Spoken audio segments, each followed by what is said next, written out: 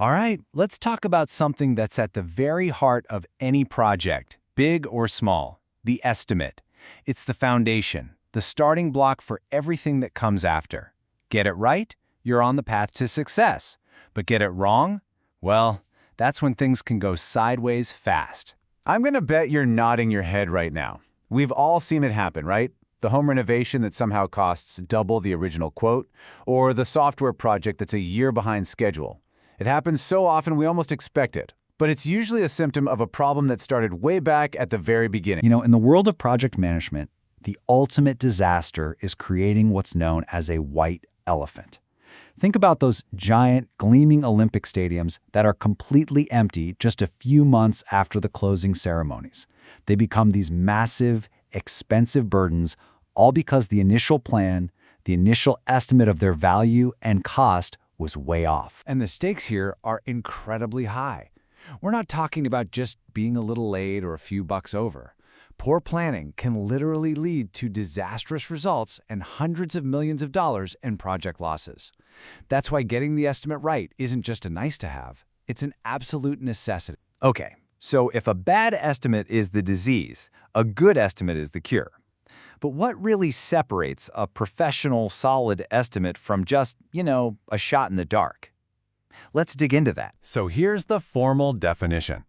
At its core, project estimating is a process. It's all about forecasting those three key ingredients for any project: how much time you'll need, how much it's going to cost, and what resources, we're talking people, equipment, materials, you need to pull it off. And this, right here, is the key difference. A guess? That's based on a gut feeling. It's arbitrary. An estimate, on the other hand, is methodical. It's built on real information, on actual analysis. One is like wishing, the other is like planning. Now, when you get into how it's actually done, there are two main philosophies, two big schools of thought. You can think of it as looking at the project through a telescope versus looking at it through a microscope. Both are super useful, but for totally different reasons. This table is really a fantastic guide. It helps you decide which tool to pull out of the toolbox. So if you're in the early days of a project, making a big strategic decision where everything is still a bit fuzzy, top-down is your go-to.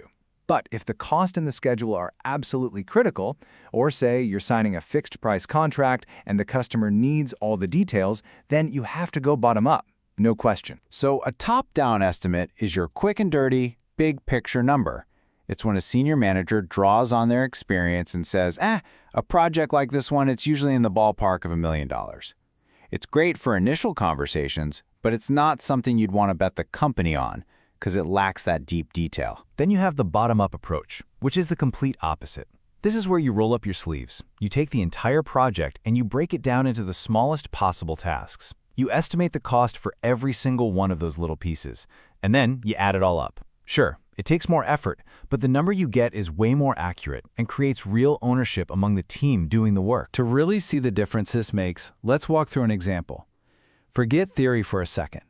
Let's build a budget for a dream house and see how these two methods stack up in the real world. The process is actually pretty logical. First, you create something called a work breakdown structure, basically just a detailed list of everything that needs to get done.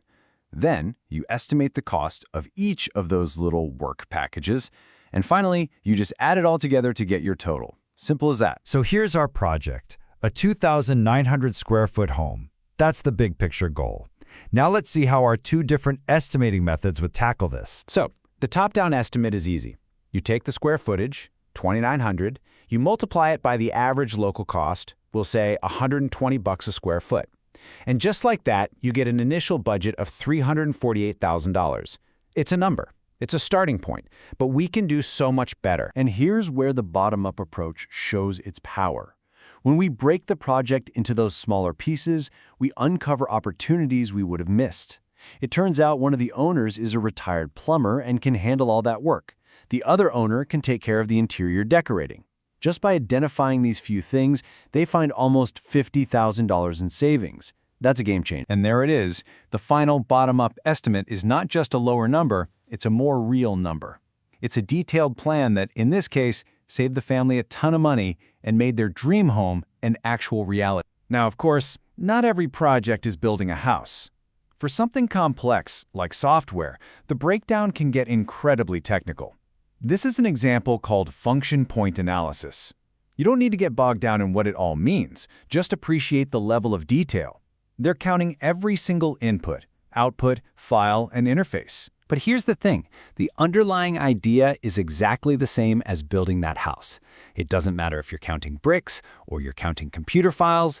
To really understand the whole project, you have to first understand all of its little pieces. So we've gone through the how of good estimating. Let's bring it home with the why. Why is this process so absolutely critical to whether a project sinks or swims? Because in the end, a good estimate is so much more than a price tag. It's the bedrock that lets you control the project. It helps you make smart decisions from day one, and it gives you that all-important baseline to measure your progress against. Without it, you're essentially flying blind, and that's how you end up wasting time, money, and resources. And it all comes back to strategy. An estimate is what connects the nitty-gritty day-to-day work of a project to the big picture goals of the entire organization.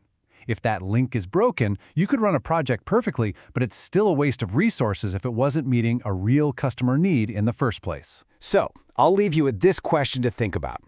Every single project's success is built on the quality of its estimate. That's its foundation. So for your projects, is that foundation made of solid rock, built on careful analysis? Or is it made of sand, built on a guess?